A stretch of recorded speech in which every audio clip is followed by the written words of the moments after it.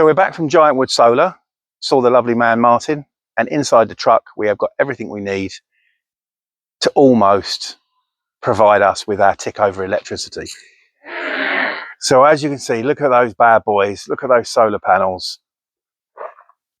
I'm going to need camera lady and me to carry them out, so we're not going to film that. But you might ask, because the kit has got a retail price of just under £400. So what do you get for the £400? So what you get is you get these two. These are the little brackets that fit the micro inverter to the solar panels. That just fits behind. So that's what they are.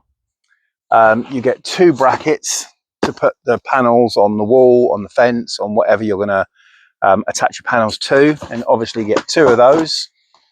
And you also get the Hoymiles high flow series HF800WB, which is the system. This is the micro inverter. So those plugs on the back of the solar panels plug into this. This then plugs into your home system.